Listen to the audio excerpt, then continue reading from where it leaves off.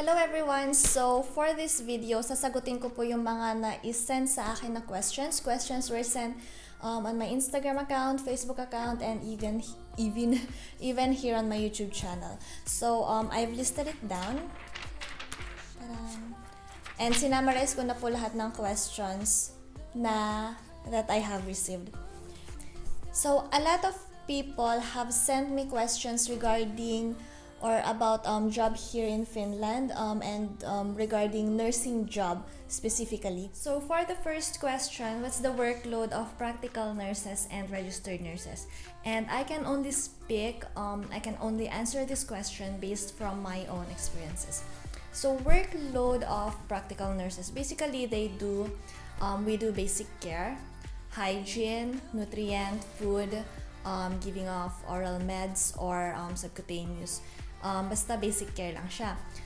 So, kung people were asking din naman yung sa nurse-patient ratio. When I worked in home care homes, because there's a total different definition of care home, which is hoivapaikka in Finland, and home care, which is kotihoito. Yeah, so home care is more on community nursing. Yung hoivapaikka or care home naman yung parang home for the aged. Ayun. So, nurse-patient ratio, pag morning shift, usually 4 to 6 patients.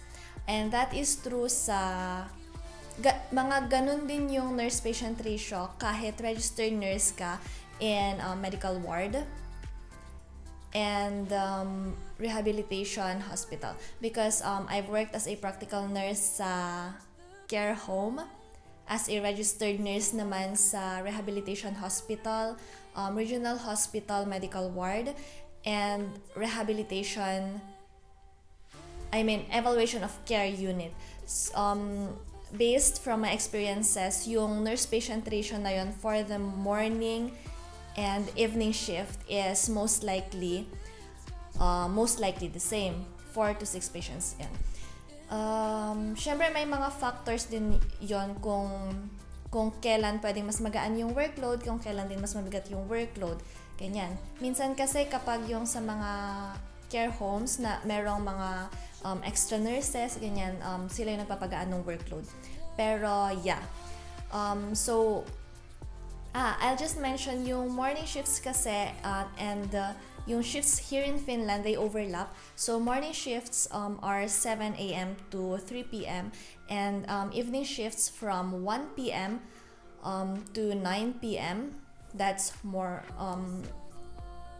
basta ganon. Pwedeng 1 p.m. or 2 p.m. Depende sa schedule, pero basta nag-overlap yung mga shifts. Tapos yung night shift naman is from 9 p.m. to 7 a.m. next morning. Ayun. So, nurse-patient ratio, 4 to 6, 4 to 7, ganyan.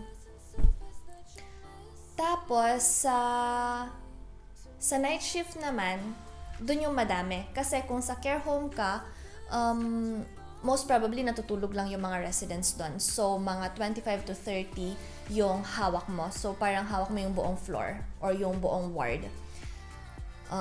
Yeah. So, night shift naman kasi, ang gagawin mo lang babantayan na walang magiging emergency, na magiging peaceful yung tulog ng mga residents, mga clients, mga patients, ganun. And yun ay sa care home, ha? Iba naman kapag sa hospital ward. So, dun muna tayo sa care home as a practical nurse.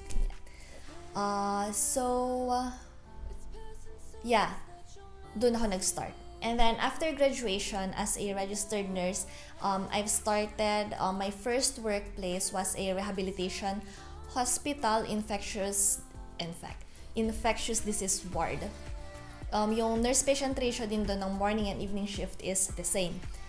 And also for the night shift. Pero syempre, because it's a rehabilitation, because it's like a hospital na meron pang different na medicine nurse. Siya lang yung nagbibigay ng mga medicines medicine nurse.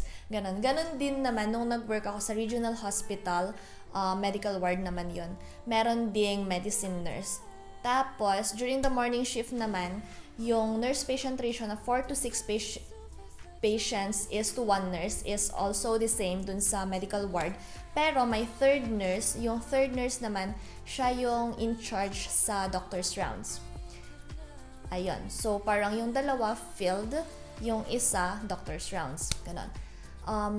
Tapos, saan pa ba ako nag-work? Sa evaluation of care unit naman. So, mga ganun din. Pero parang mas madami kang patients kasi if you are the registered nurse ng morning shift and mag-isa ka, sa'yo lahat yung patients na andon, and that's about mga 20 to 25 patients. More or less. Tapos, pero pag may kasama ka naman, ganun din. Ganun din. Pero kung dalawa naman kayo dun sa unit na yon, yung isa doon, yung sa mga doctor's rounds, sa mga more of paperwork, computer works, at yung isa naman yung sa field work. Siya yung dun sa ward mismo. And meron din siya mga hawak na mga clients na mga ganun din, mga 4 to 6 patients or clients or residents, ganyan. Iba-iba kasi yung tawag nila, depende kung nasaang area ka. Pero syempre, pag sa hospital naman, patients ang tawag, kahit dun sa rehabilitation hospital. So, ayun. Pero, iba din na naman kapag ka community nurse ka naman. Ako, I am working in the community as a registered nurse. I have more or less 30 patients under my responsibility, and with me, 6 to 7 practical nurses.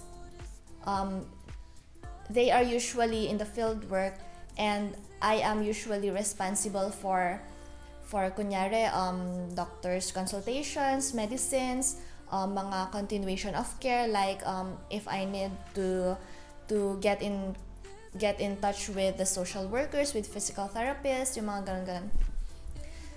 Basta yung Kokonais Vastu, hanapin ko muna yung translation niya. Pag nahanap ko, i-translate ko dyan sa makita nyo sa screen nyo. So ganon. Depende sa area yung nurse-patient ratio. So, that's the workload for practical nurses and for registered nurses. So, number 2 question, can you get your family to Finland? Yes, you can get your husband or your wife and your child under 18 years old. There were some who asked if they can get their mom, their dad, their cousin, their brother, their sister, or whoever they want to get through family ties. No, because they need to have a work here in Finland because before they can move or migrate here. Before they can move or migrate here. Only through family ties you can get your spouse and your child. Number 3. How long should you stay in Finland before you can get your family?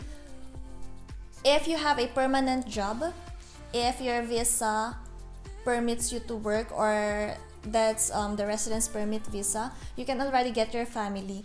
But I would recommend that you wait until you get that 4-year visa, because the government can also issue a 1-year visa. And but if they see that you have a stable job, a permanent job, after renewing that visa, they might grant you already a 4-year visa.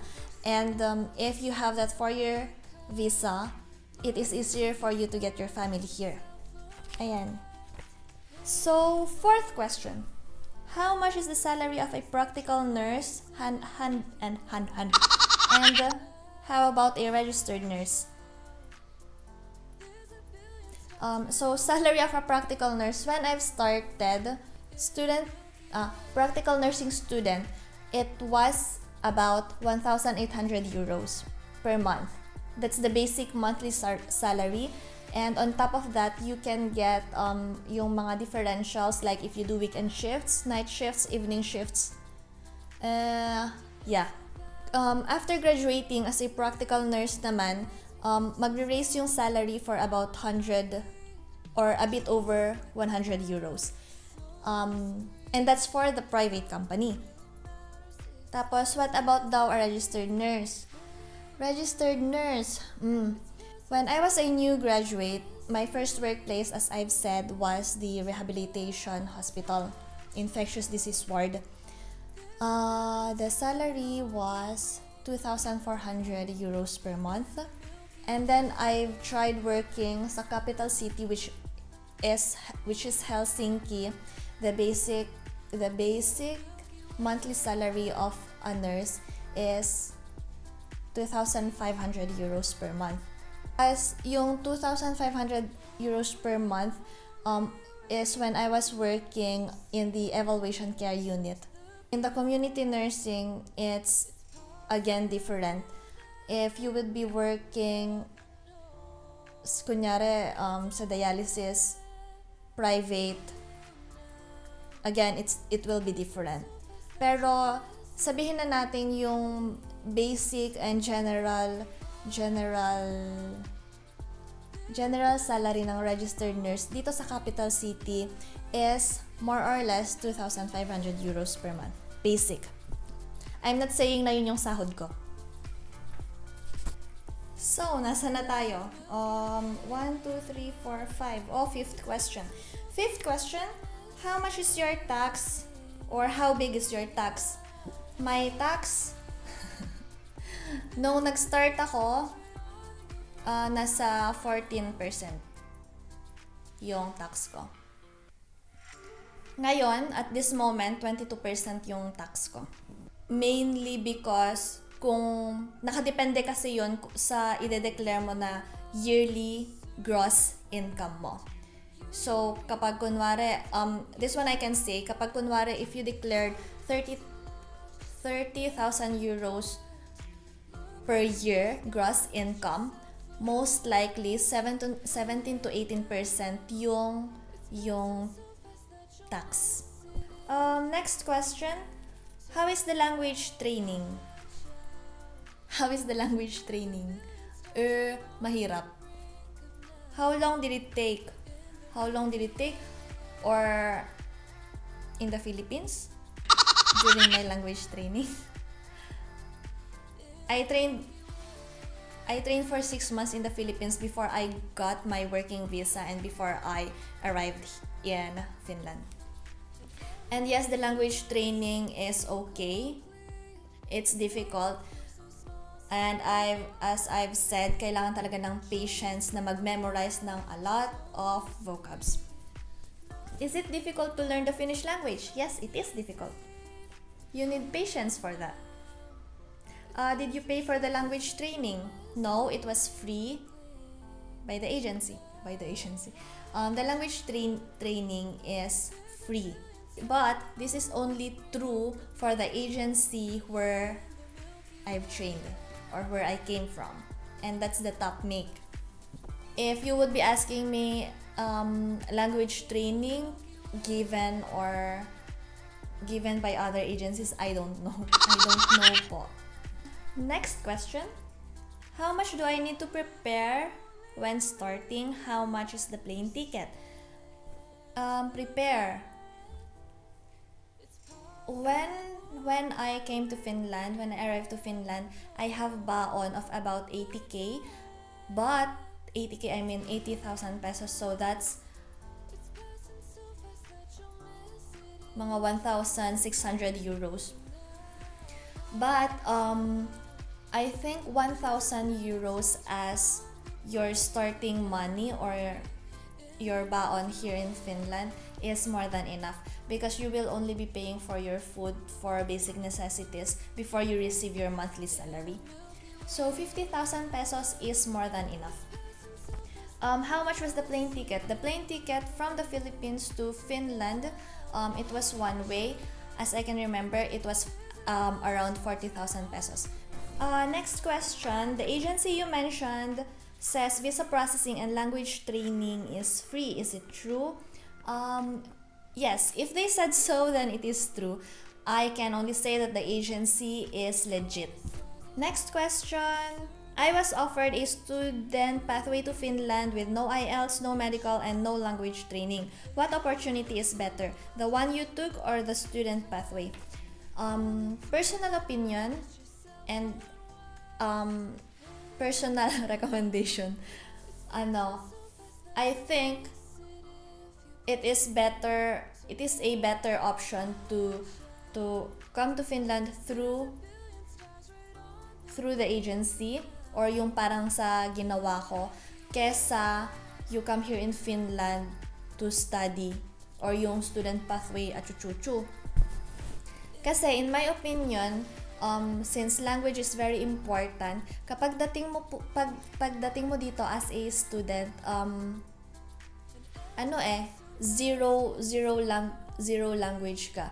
And even if you graduate, even if you finish the nursing course, the nursing training, or whatever that is, you cannot apply for a job if you do not know the language. You need to know the language before you can apply for a job if you are coming to be a nurse. Tapos kapag student kang pupunta dito, hindi na kasi libre yung schooling, meron na pong tuition fee. May nag-message sa akin, he is from India. The agency is offering a student pathway and the agency is asking 8,000 euros for tuition fee. And I think that's such a big amount. But I don't know if they have in India the same agency as we have in the Philippines, who gives practical nursing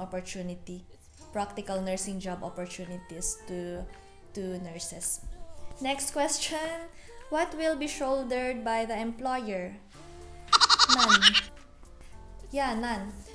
If you are coming through the agency, na yung pinanggalingan ko din po, syempre, the language training is free and sabi nila the visa processing is free and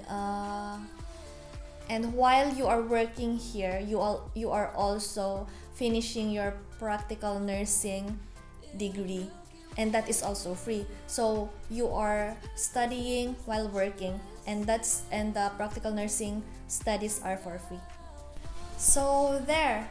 I hope you like this video. I hope it helped.